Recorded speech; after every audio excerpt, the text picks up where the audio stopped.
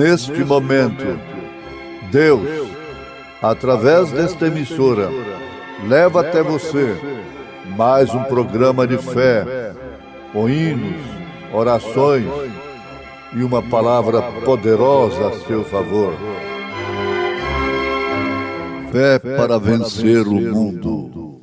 Somente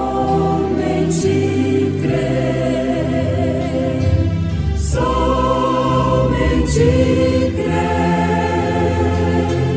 tudo é possível, somente crer, somente crer, somente crer,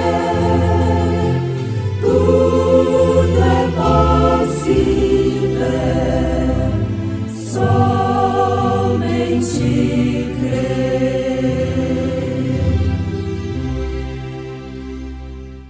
E disse-lhes Pedro: arrependei-vos e cada um de vós seja batizado em nome de Jesus Cristo, para perdão dos pecados, e recebereis o dom do Espírito Santo.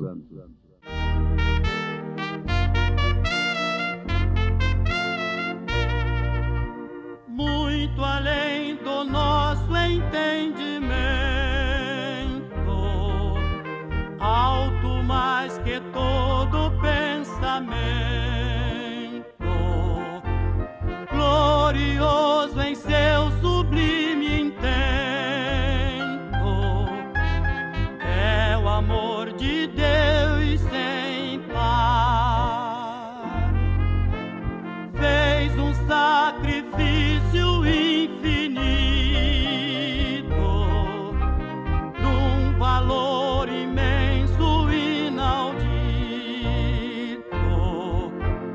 dando-nos o Filho seu bendito. Calculai o amor de Deus.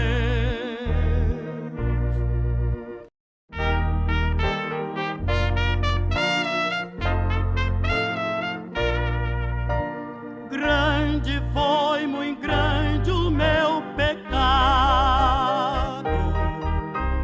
triste e perigoso o meu estado, mas o amor que nunca foi sondado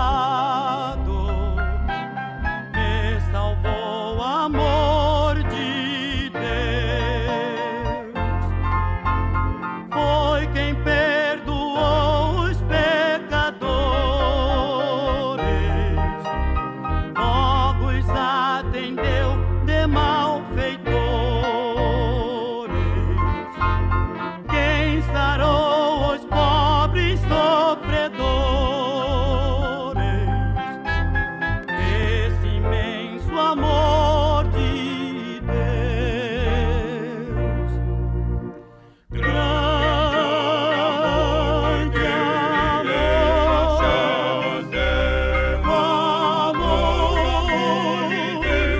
de Deus, grande a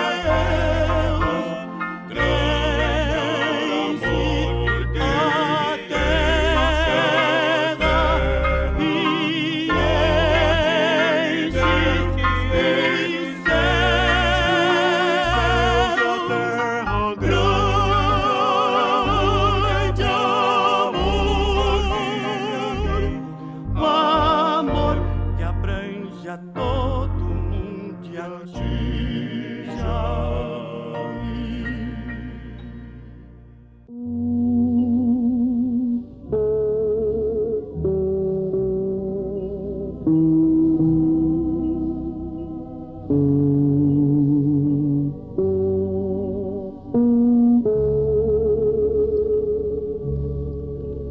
Ouvintes amados, coisa boa é nós associarmos as Escrituras à história, as Escrituras, e isto com a revelação do Espírito Santo. É muito fácil associar as Escrituras com a história e a interpretação. Mas eu estou dizendo Escrituras, história e revelação. A história e a Escritura oferecem dois laudos, dependendo de nós. Um laudo é a interpretação humana que forma os credos, os dogmas. Do outro lado, ela oferece a revelação. Então, o necessário é termos, em primeiro lugar, as Escrituras, a palavra de Deus, a história e a revelação do que está escrito e dos acontecimentos, isto é, o cumprimento do que está escrito. O cumprimento das Escrituras é que forma a história. Mas, como sempre, o homem natural não passa de um simples intérprete natural, e ele nunca percebe o que Deus faz no presente, mas sempre no passado e no futuro. Então, urge que tenhamos a revelação, que acima de tudo sejamos espirituais, tenhamos o Espírito Santo. Por exemplo, nas Escrituras, o batismo em nome do Pai, do Filho e do Espírito Santo, ordem expressa de Jesus Cristo, em Mateus, capítulo 28, versículo 19, é obedecido pelos apóstolos, em Atos 2, 38, e demais referências como Atos, capítulo 8, Atos dos Apóstolos, capítulo 10, Atos dos Apóstolos, capítulo 19, Atos dos Apóstolos, capítulo 22. Então, Mateus 28, 19, é obedecido pelos apóstolos. De que maneira? Usando o nome do Pai e do Filho e do Espírito Santo. Este nome, conforme nós temos escrito na carta aos Hebreus, é manifestado pelo próprio Jesus Cristo. Ele manifesta o nome do Pai e do Filho e do Espírito Santo. Isto é profundo. Notemos, aos Hebreus capítulo 2, versículo 12, dizendo: anunciarei o teu nome a meus irmãos, cantar-te-ei louvores no meio da congregação. Anunciarei o teu nome a meus irmãos. Em São João, capítulo 17, o último versículo, Jesus diz: eu lhes fiz conhecer o teu nome. No versículo 6 do mesmo capítulo de São João 17, ele diz: manifestei o teu nome aos homens. Portanto, os apóstolos não erraram. Alguém pergunta: a quem devemos obedecer? Aos apóstolos ou a Jesus Cristo? Em Mateus capítulo 28, 19. Eu pergunto como resposta: será que São Mateus, então, concordou com a desobediência de Pedro? Porque eles perguntaram aos apóstolos: que faremos, varões e irmãos? E Mateus concordou com a resposta de Pedro. Porque o nome do Pai, do Filho e do Espírito Santo deveria ser usado. E a igreja tem que estar edificada sobre o fundamento dos apóstolos e dos profetas, que é a revelação. A igreja que está edificada sobre a revelação, as portas do inferno não prevalecerão contra ela. Muito bem. As Escrituras mostram assim. E a história? A história não pode falhar. A história mostra a perversão da verdade e mostra também o cumprimento da verdade. A perversão desta verdade do batismo em nome de nosso Senhor Jesus Cristo, a história conta que foi no Concílio de Nicéia, 325 anos depois de Cristo. E a mesma história tem um documento publicado na revista Time, exemplar de 5 de dezembro de 1965. Buscar a revista Time, 5 de dezembro de 1965. Você vai encontrar ali a publicação naquela revista Time, que existe um documento em Roma que relata o seguinte. Esse documento é no ano 100 AD, que o diácono levantou sua mão e Públio Décius entrou pela porta do batistério. Em pé, com água pela cintura, se encontrava Marcos Vasca. Eles estavam rindo enquanto Públio descia para dentro d'água, postando-se ao seu lado. A pergunta foi essa: credes? Credo, respondeu Públio. Eu creio que minha salvação vem de Jesus o Cristo, que foi crucificado sob Pilatos. Com ele eu possa ter a vida eterna. Foi a confissão daquele que estava sendo batizado. Diz o relato, o documento que existe em Roma. Eu estou lendo isto. Então ele sentiu braços fortes, suportando-o, enquanto se deixava cair para trás dentro do batistério, e ouvia a voz de Marcos, voz em seus ouvidos: eu te batizo em nome de Jesus Cristo. Enquanto a água fria se fechava sobre ele. Existe esse documento em Roma, e esse documento foi publicado na revista Time, exemplar de 5 de dezembro de 1965. Esse batismo foi realizado 100 anos depois de Cristo. Agora, o batismo nos títulos, quando foi realizado? Se foi realizado na história, não pode ser associado às Escrituras, porque nas Escrituras você não encontra um batismo sequer nos títulos Pai, Filho e Espírito Santo. Todos eles são usando o nome do Senhor Jesus. Agora, lutar contra isto é lutar contra Deus. E como pode uma pessoa que tem o conhecimento disto agora receber o Espírito Santo, o dom do Espírito Santo, sem antes de tudo invocar o nome do Senhor? Por quê? A pessoa não recebe o nome de Jesus Cristo quando ela é batizada, mesmo em seu nome, da maneira correta. Está sendo invocado o nome do Senhor sobre ela. Agora, o que traz o nome do Senhor para aquela pessoa é o Espírito Santo.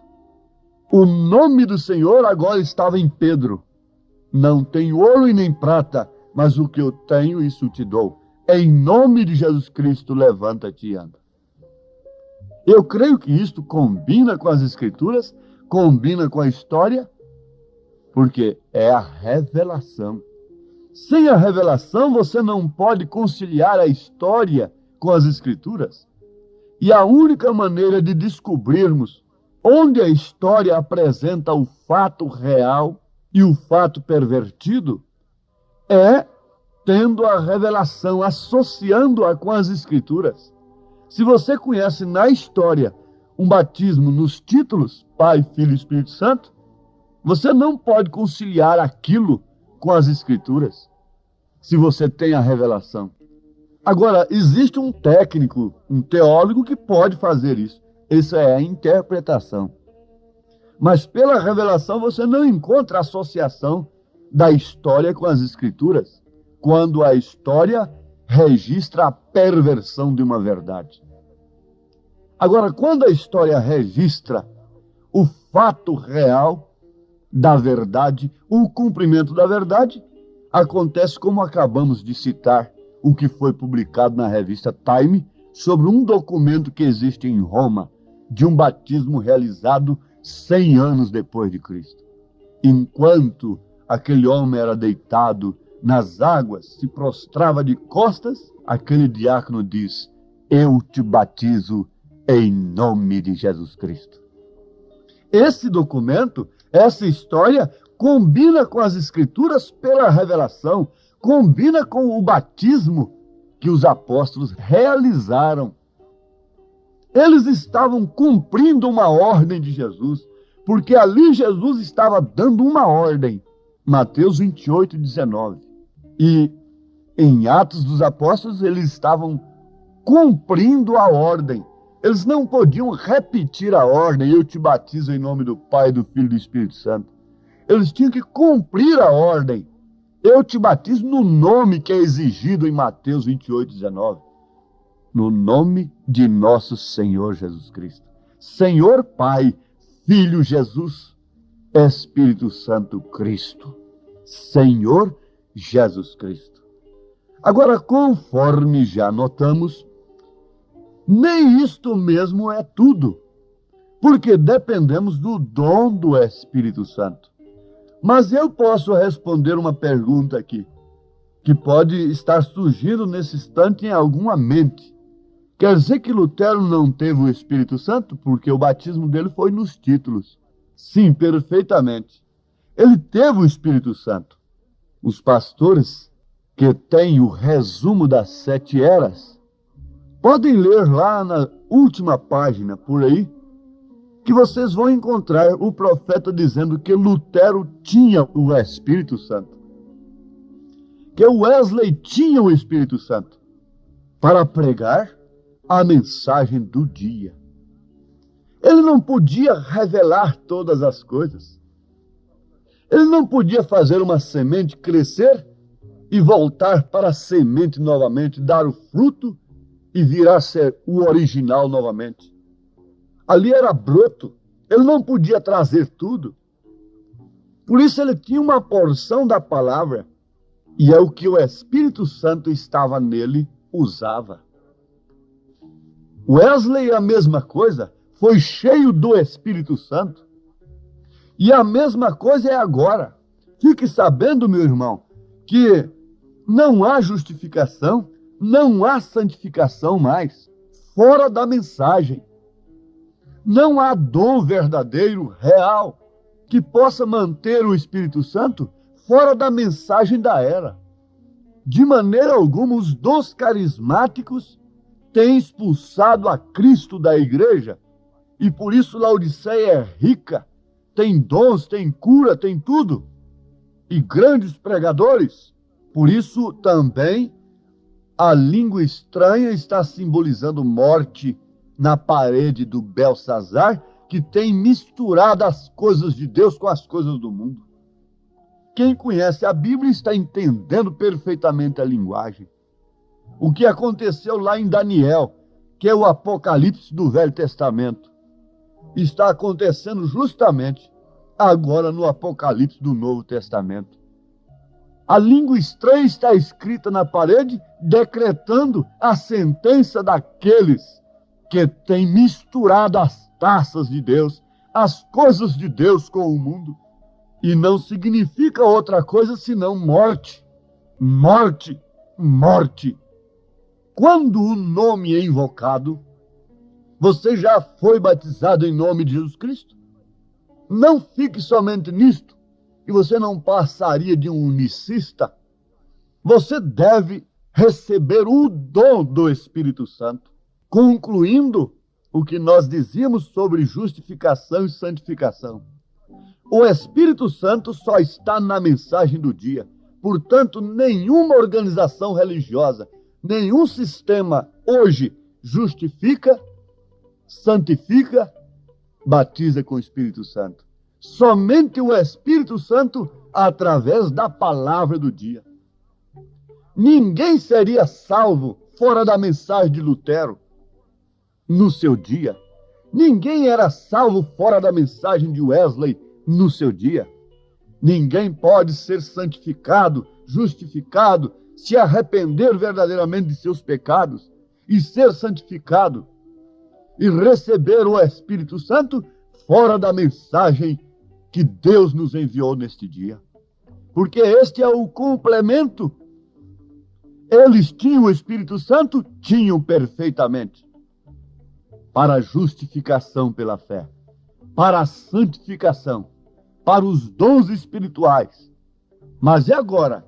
Quem tem o Espírito Santo tem justificação pela fé, tem santificação e tem os dons espirituais.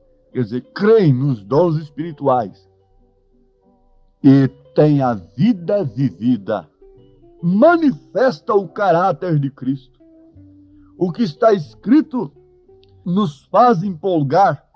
O irmão Branham, o profeta, pergunta, depois de afirmar que não há condenação para aquele que tem exposto o sinal, e depois ele próprio pergunta, para quem é isto? A quem está sendo dirigido isto? Aquele que revela o caráter de Cristo, aquele que revela o caráter de Deus, aquele que tem a vida de Deus em si, fluindo como um manancial de águas vivas. Para este não há condenação. Então não vamos pensar que o Espírito Santo poderia simplesmente, hoje, nos justificar, o que seria o suficiente, como se nunca tivéssemos pecado. Veja como a justificação tomou uma coisa tremenda, um sentido tremendo.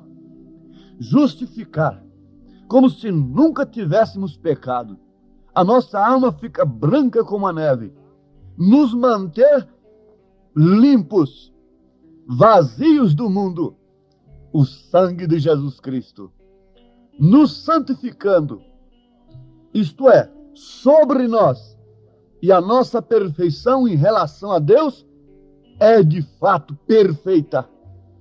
Não em relação ao mundo, porque o mundo, quanto mais perfeito nós formos, mais ele nos chamará de fanáticos e de loucos e de imperfeitos. Assim aconteceu com Jesus. Então, está aqui uma obra completa do Espírito Santo. Ou você é justificado, santificado e tem o Espírito Santo, ou então você está perdido, você não tem nada. Não vai se iludir que você é justificado e santificado apenas. Não vai se iludir com uma doutrina como esta, porque ela não tem base na mensagem do profeta, nem tampouco nas Escrituras. Não se iluda com isto, porque a obra é consumada pelo Espírito. Se você ainda não tem a experiência, então lute desesperadamente até descobrir esse marco, essa estaca que deve estar dentro de você mesmo, para quando vier uma dúvida em sua mente, você poder estar seguro nessa estaca. Porque os ismos virão, cada um procurará dizer uma coisa, diz o profeta, mas você tem que saber em quem tem crido. Você tem que saber quem é você. Em nome de Jesus Cristo. Amém, Senhor. Amém.